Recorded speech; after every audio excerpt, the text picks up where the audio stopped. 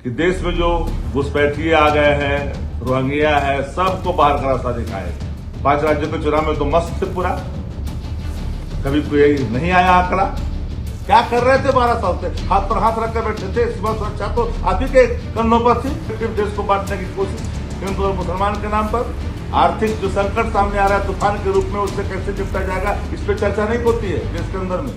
घुसपैठियों को अब देश से बाहर का रास्ता दिखाया जाएगा। रोहिंग्याओं को बिल्कुल भी बख्शा नहीं जाएगा। नमस्कार, मैं सुमन हूं और आप लाइव सीरीज देख रहे हैं। जैसे ही केंद्र सरकार की ओर से इस तरह का बयान सामने आया है, इसके बाद अब राजनीतिक गलियारों में हलचल मच गई है। देश के गृह मंत्री अमित शाह ने साफ साफ कह दिया है, साफ लफ्जों में बता दिया है कि अब घुसपैठियों को बख्शने के मूड में सरकार रत्ती भर भी नहीं है। देश के डेमोग्राफी में लगातार बदलाव हो रहे हैं और यह किसी देश के स्वास्थ्य के लिए अच्छा नहीं है। ऐसा कहते ही अब आरजेडी की ओर से, आरजेडी के जो पूर्व विधायक हैं, साथ ही साथ मुख्य प्रवक्ता हैं शक्ति सिंह यादव, उन्होंने मोर्चा खोल दिया है। शक्ति सिंह यादव सीधे तौर पे कह रहे हैं कि देश में अभी बहुत तरह के मुद्दे हैं, महंगाई बढ़ती जा रही है, देश में जो आर्थिक संकट आया हुआ है वह सामने है, लेकिन इससे निपटने की बजाय सरकार फिर से पुराना शगुफा छेड़ रही है। जब 5 राज्यों में चुनाव थे उस दौरान कोई आंकड़ा सामने नहीं आया, कितने रोहिंग्या हैं, कितने घुसपैठिए हैं, और फिर से सरकार सबको बरगलाने की कोशिश कर रही है। देखिए क्या कुछ कह रहे हैं शक्ति सिंह यादव।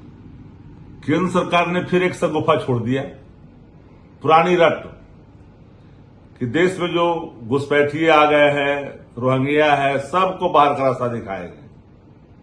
फिर एक नया शगुफा। एसआईआर तो हुआ था, आपने कबूला क्या? कोई कबूला कि रोहिंग्या है? एक भी आया क्या? घुसपैठिए हैं। 5 राज्यों के चुनाव में तो मस्त थे पूरा, कभी कोई नहीं आया आंकड़ा, कोई घुसपैठी भी है। देश के सामने कई चुनौतियां हैं, आर्थिक संकट के दौर से गुजर रहा है देश। कोई राज्य बचा है क्या? यहां 5 लाख 10 लाख करोड़ से कम के कर्ज में डूबा हुआ राज्य है। 25 राज्यों में भारतीय जनता पार्टी का शासन है। तो अपनी विफलताओं को एक बार कबूलिए तो। स्वयं कर्ज कितना हो गया देश पर? विश्व बैंक से कर्ज लेने में आपने महारत हासिल कर लिया। आरबीआई से 0% पर पैसे लिए जा रहे हैं। तो आखिर जीएसटी का और टैक्स का पैसा जा कहां रहा है? राज्य पर लगातार वित्तीय बोझ कर्ज का क्यों बढ़ता जा रहा है? आर्थिक जो संकट सामने आ रहा है तूफान के रूप में, उससे कैसे निपटा जाएगा, इस पर चर्चा नहीं होती है देश के अंदर में।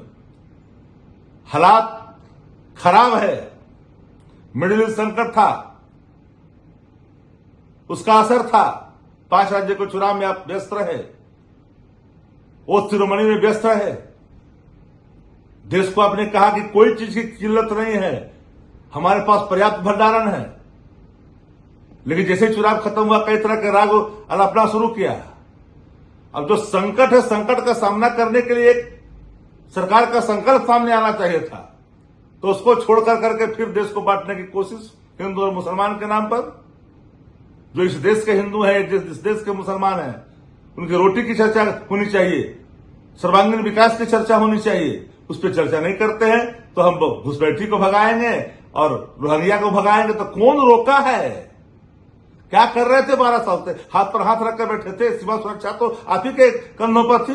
तो वीडियो देख लिया आपने देखा कि किस तरह से आरजेडी के जो मुख्य प्रवक्ता है, राष्ट्रीय जनता दल के मुख्य प्रवक्ता शक्ति सिंह यादव, जो कि पूर्व विधायक भी रह चुके हैं, सीधे तौर पे कह रहे हैं कि सरकार की ओर से एक शगुफा छेड़ा गया है, जिससे सरकार का एक ही लक्ष्य है कि किस तरह से जो मूल मुद्दे हैं उससे लोगों का ध्यान भटकाया जाए।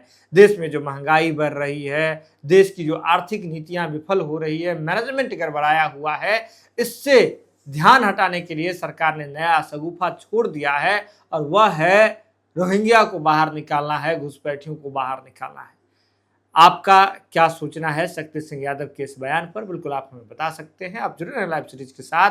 लाइव सीरीज पर खबरों का सिलसिला लगातार जारी है।